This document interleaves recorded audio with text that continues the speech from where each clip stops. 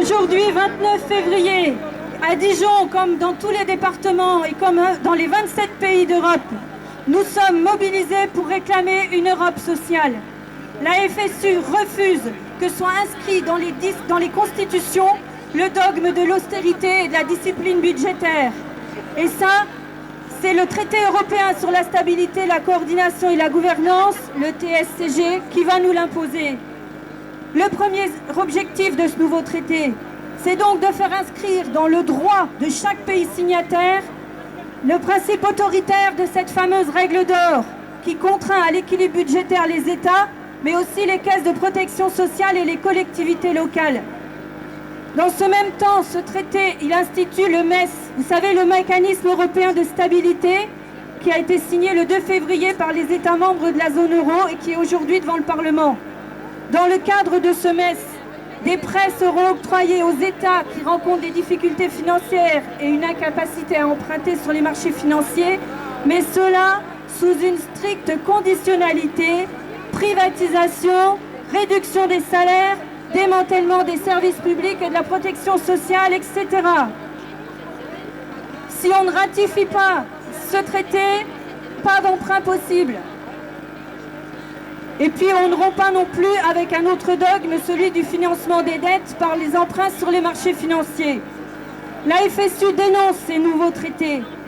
C'est le résultat d'un processus non démocratique. Ça bafoue la souveraineté des peuples. Ça ne ralentira pas la croissance, au contraire, ça va augmenter le chômage et ça ne fera qu'aggraver la crise. Et ça impose une cure d'austérité massive avec le démantèlement du modèle social européen et des services publics. À l'opposé de ces nouveaux traités, c'est pas de ça dont l'Europe a besoin. Elle a besoin d'une nouvelle politique monétaire, économique et sociale, créatrice d'emplois de qualité dans le cadre d'un éco-développement.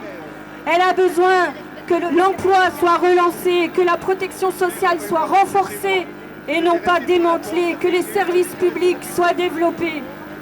Elle a besoin d'une réforme de la fiscalité pour un meilleur partage des richesses. Elle a besoin d'une harmonisation des droits sociaux, mais bien évidemment par le haut entre les pays d'Europe. La Confédération européenne des syndicats a clairement pris position contre ce projet de traité. Elle appelle aujourd'hui à une journée d'action européenne décentralisée. Et la FSU, ici comme dans tous les départements de France, se joint aux mobilisations pour imposer une Europe sociale fondée sur la solidarité, sur la justice et sur la cohésion sociale. Merci. La population, notamment européenne, aurait vécu au-dessus de leurs moyens et que le régime d'abondance se serait terminé. Quel scandale quand l'on connaît les profits engrangés et les dividendes versés aux actionnaires en 2011, quand on connaît les ravages pour les systèmes sociaux, les services publics, les protections sociales, ravages des politiques libérales et antisociales menées partout en Europe depuis plus de 20 ans. Tout cela pendant que les salaires grecs étaient amputés en moyenne de 20 à 30% et la durée du temps de travail augmentait significativement sans contrepartie. La France d'ailleurs n'est pas en reste sur le sujet. Projet de loi Warsmann qui permettrait à l'employeur de modifier à sa guise et sans limite les horaires et l'aménagement du temps de travail en privant les salariés de la protection de leur contrat de travail, mais également accord dit de compétitivité qui entend piétiner le code du travail et les conventions collectives en imposant soit une diminution de salaire, soit une augmentation du temps de travail sans rémunération supplémentaire. Tout cela pendant que les services publics, entre autres de transport, d'électricité, de distribution d'eau, mais également régaliens comme l'éducation, etc., et la protection sociale, sont toujours plus vendus à la découpe et donc démantelés. Tout cela pendant que l'on veut imposer toujours plus de taxes à la population laborieuse et ainsi une TVA antisociale totalement injuste et inefficace, à commencer par les revenus les plus modestes. Tout cela pendant que les mêmes, MEDEF et gouvernement, font tout pour installer la précarité généralisée, détruire le statut de la fonction publique, supprimer l'emploi tant dans le public que dans le privé, instaurer partout le règne du tous contre tous.